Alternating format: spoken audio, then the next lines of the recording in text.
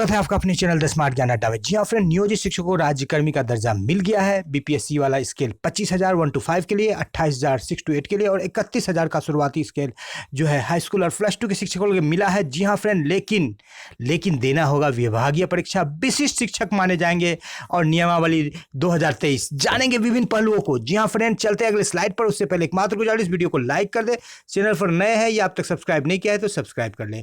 यहाँ पर देख पा रहे हैं फ्रेंड कि ये निकल करके आ रही खबर कि नियोजित शिक्षक हो जाएंगे विशिष्ट शिक्षक बनेंगे। ये 11 अक्टूबर की खबर निकल करके आ रही है। जी हाँ फ्रेंड, तो क्या कुछ होगा इस विशिष्ट शिक्षक में, और इसके लिए अभी पूरी तरह से मोहर नहीं लगा है। उनको वेतन संरक्षण का लाभ मिलेगा, उनको ट्रांसफर का लाभ मिलेगा और 8 वर्ष की सेवा के उपरांत विशिष्ट शिक्षक के रूप में हो जाएंगे और 8 वर्ष की सेवा उनकी पूरी होनी चाहिए।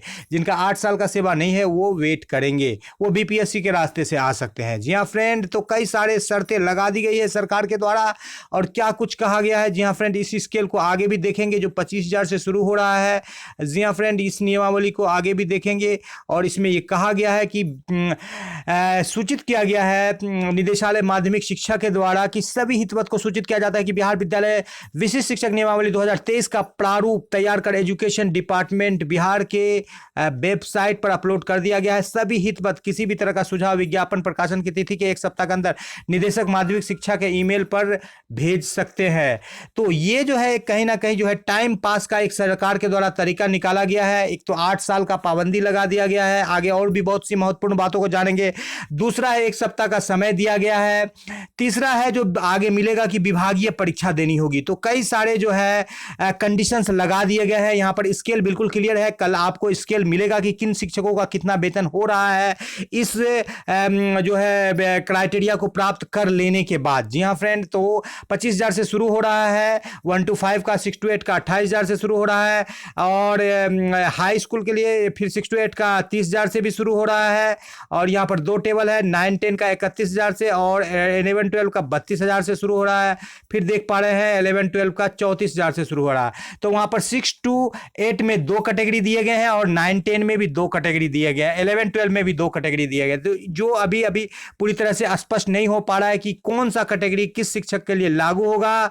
ये जो है सेवा विस्तार के लिए दिया गया है कि जिनकी सेवा अधिक है उनको, या कुछ सरकार के द्वारा यहाँ पर कुछ अलग तरह के यहाँ पर कुछ हथकंडा अपनाए गए हैं। जी हाँ फ्रेंड, बात कर लेते हैं इस नियमावली पर। तो चलते अगले स्लाइड पर देख लेते हैं कि क्या कुछ है।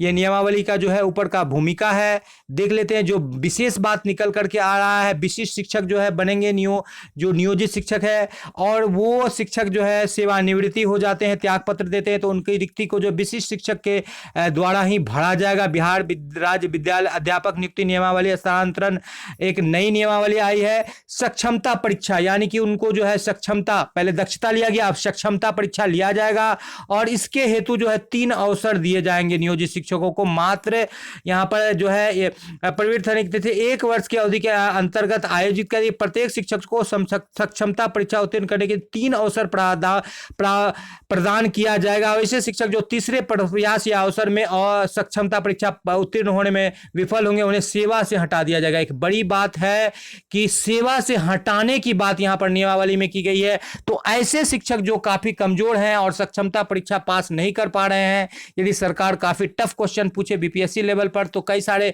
बहुत कम ही शिक्षक पास कर पाएंगे। जैसा कि हाई स्कूल के एग्जाम में हुआ था, 20,000 शिक्षक में मात्र 369 ही पास कर पाए थे। तो यहाँ पर सरकार जो है एक टाइम भी ले लिया है कि जब परीक्षा निकालेगी, जब रिजल्ट निकालेगी, जब फिर उसको देगी तो कई सारा उनको मौका मिलेगा समय पास करने का।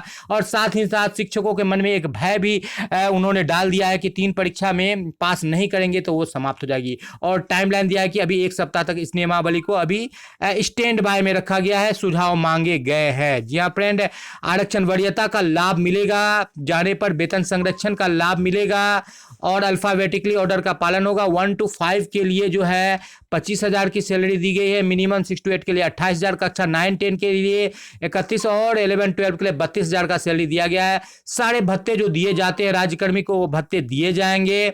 जी हाँ फ्रेंड, बात कर लेते हैं इस नियमावली की, तो 1 to 5 से के शिक्षक के लिए प्रोन्नति के लिए जो है 8 वर्ष का समय अवधि दिया गया है, और 6 to 8 के शिक्षक के लिए 8 वर्ष दिया गया है प्रोन्नति के लिए, और 9-10 के लिए भी 8 वर्ष, और 11-12 के लिए 8 वर्ष समय दिया गया है।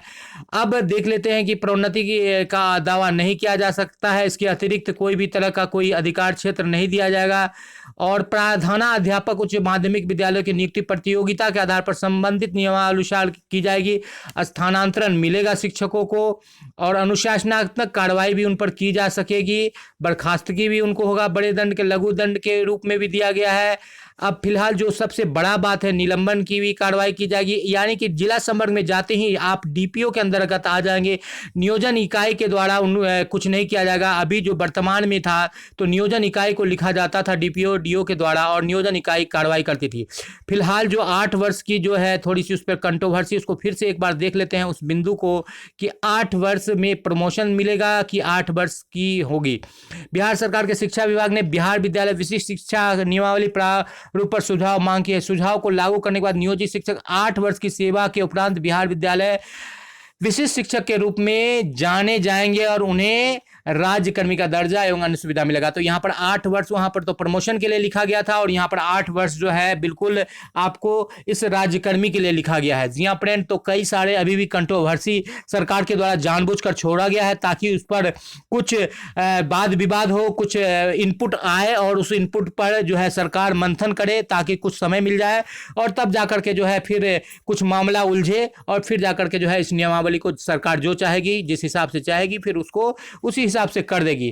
फिलहाल कुल मिलाकर यही निकल करके आ रहा है कि आप बीपीएससी परीक्षा पास करके बिल्कुल क्लियर कट राजकर्मी बन सकते हैं, और सरकार जब देगी तो खैरात में देगी, तो वो अपने हिसाब से ही देगी, अपने शर्तों के अंतर्गत देगी, चाहे वो विभागीय परीक्षा हो, चाहे वो 8 वर्ष का शर्त हो, चाहे अन्य कोई शर्त। जी हाँ फ्रेंड, वीडियो पसंद आ रहा है तो लाइक कर दे, चैनल पर नए हैं या अब तक सब्सक्राइब नहीं किया है तो सब्सक्राइब कर ले। फिलहाल इस नियमावली में सबसे एक जो निकल करके आ रही है कि वेतन बढ़ोतरी की बात है। 25,000, 28,000 और 30,000, जो कि पहले 21,290 थी, 22,000 समथिंग था, और 23,000 था, जो कि बढ़ जाएगा। तो कम से कम 7, 8, 10,000 वेतन में बढ़ोतरी होगी।